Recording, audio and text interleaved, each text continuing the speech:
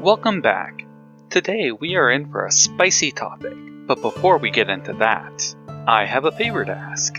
I'm recording this episode using my headset, the same one that I used on the recent Let's Chat About video. If you could leave a comment letting me know if it sounds better than the mic I usually use, that would mean a lot. Anyhow, as for today's topic, it's very simple. Nintendo is cowardly. I say that with complete confidence because of one simple thing they've done in the last couple of years. Something that I feel is a complete betrayal. Hyrule Warriors: Age of Calamity. Yes, it's a couple of years old, but the wounds have recently been reopened when, over the holidays, I played through Final Fantasy VII Crisis Core Reunion. For those of you who are familiar with that game and Final Fantasy VII, you can probably see exactly where I am going with this. If not, then you'd better buckle up. I'm Cornelius Belmont, and let's talk about dead champions.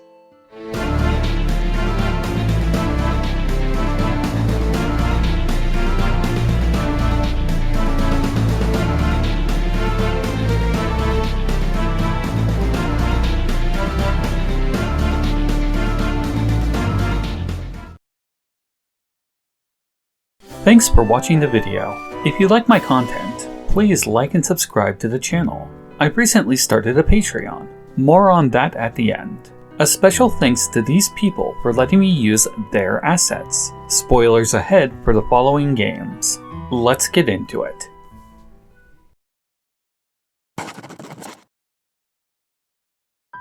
I'm sure you already know, but I need to go over some of the details from Breath of the Wild in order to start off properly.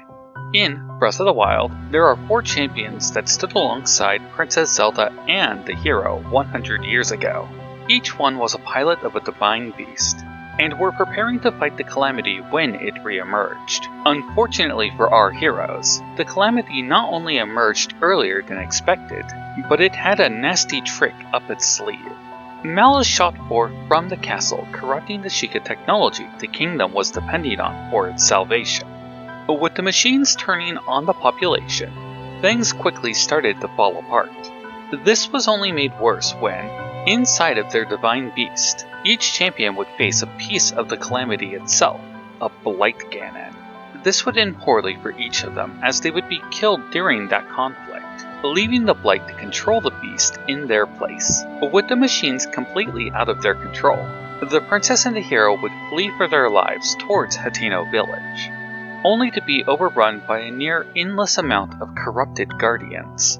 It was there in that moment of desperation, with her hero prepared to die for her, that Princess Zelda would finally awaken her sealing powers. It, however, was too little too late.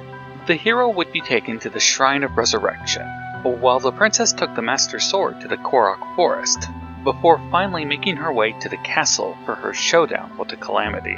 It is there that she would keep it at bay for the next 100 years.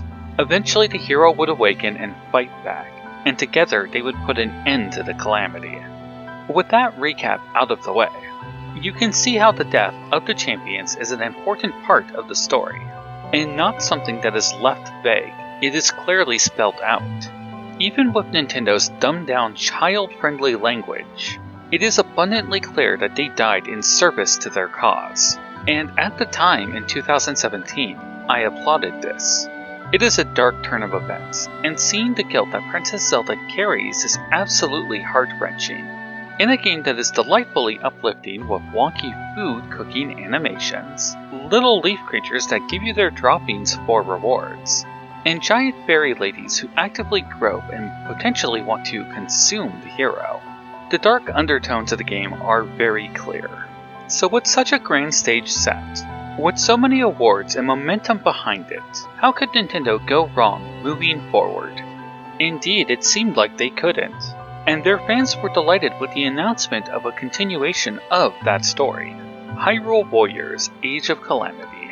It was the game that they boasted in their commercials as telling the events of 100 years earlier in Breath of the Wild. They assured us that Koei Tecmo was working with the story writers of Breath of the Wild to bring us something that would be accurate. For many, it seemed like they were going to embrace the past of Breath of the Wild, and despite the previous Hyrule Warriors game being non-canon, an intrinsic promise was being made that Age of Calamity would not only be canon, but an accurate telling of that past. Now, let's step forward and talk about what we actually got.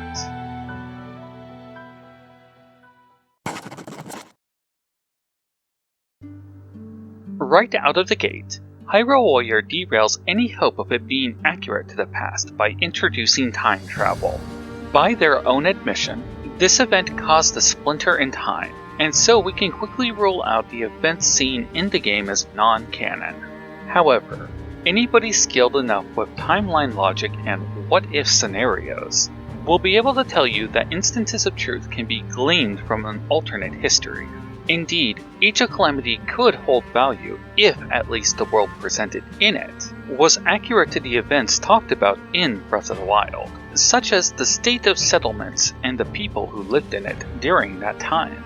Seeing the Great Plateau, for example, could hold plenty of value for speculation. As before, we could only make guesses about the ruins that we see and what their former glory might be. The single most divisive thing they did, though, was to disrupt the tragedy of the past. As I'm sure you are aware, the champions are rescued at the moment of their death due to time travel. This is disappointing, a disgrace, and if I'm being perfectly honest, insulting. We all walked into this expecting the champions to die. We wanted the champions to die because that's what Nintendo promised. A game that showed the events of 100 years prior. We could tolerate the inclusion of a highly marketable and somewhat adorable R2-D2 reject. We could tolerate how virtually all the game's art assets were recycled from Breath of the Wild, with only a minimal amount of effort for new assets to be created. We could even tolerate minor inconsistencies that would be understandable and easy to miss. Unless you were the type of obsessive fan who happens to create YouTube videos, for example. Though I would be remiss if I didn't point out that such mistakes could be easily patched away with an update. Major plot points integral to the story, though, is something that cannot be simply fixed. And so the choice to save the champions after Nintendo had promised an accurate depiction of the past is shady at best. Many have speculated it was purposely said to push sales in light of past Hyrule Warriors proving to be non-canon, and how Zelda fans are not necessarily the biggest fans of the Musou or Dynasty Warriors style of game. Underhanded sales tactics aside, this choice to save the champions shows something different about Nintendo. It shows that they are cowards. They could have embraced the promise that they made, and given us a tragic ending where the heroes failed. And more importantly, we all would have loved it. Because as with Breath of the Wild, we have already all shown that we loved it before. We signed up for this, and it is a damn shame that we got this knockoff garbage that fails to adhere to its own time travel logic properly.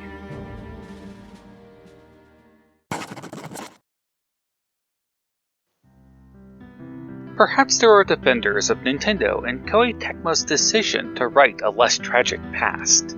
Ones who might feel that the game should end on an upbeat note. Perhaps they are even right. However, I have one clear example of a situation strikingly similar to what Nintendo pulled here. Only this time, they had the courage to go through with it.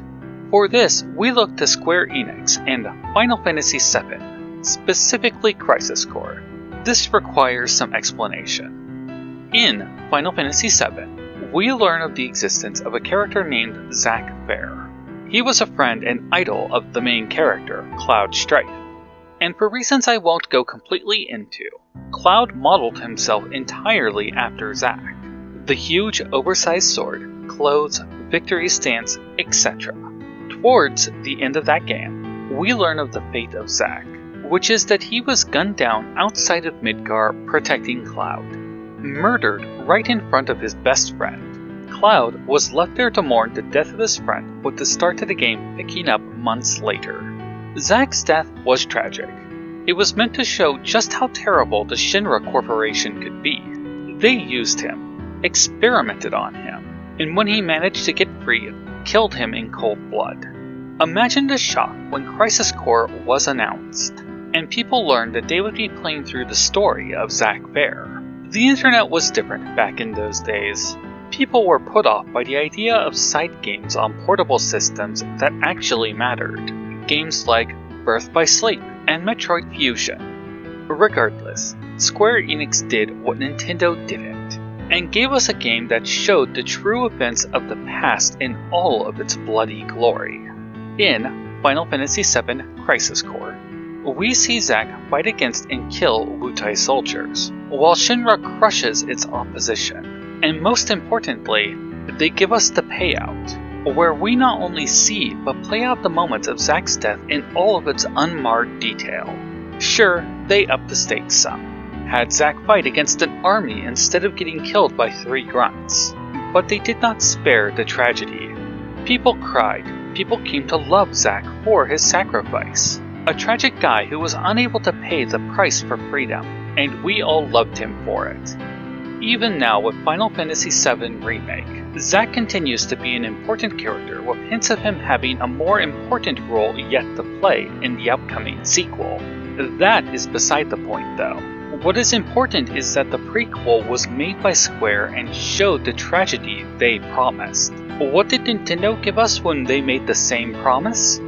They gave us a nonsense story that, while it had its own emotional beats and generally a good plot to it, ultimately didn't respect us enough to showcase what we were there for. A story that led to the tragedy that we already knew was coming.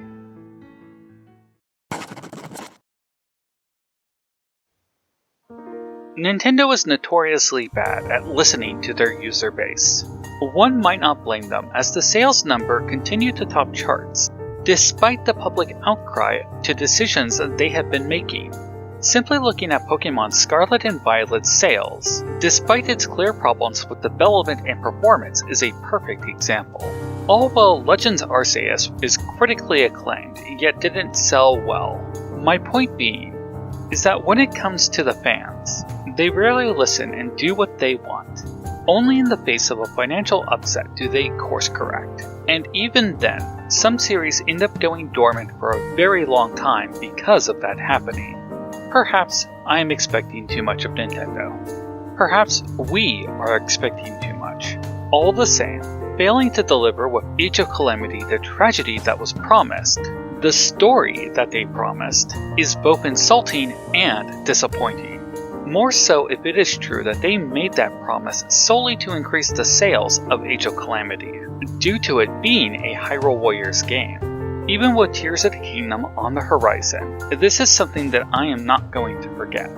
And I can assure you that other Zelda tubers have not either. Thank you for watching. So tell me guys, what are your thoughts on the Age of Calamity situation?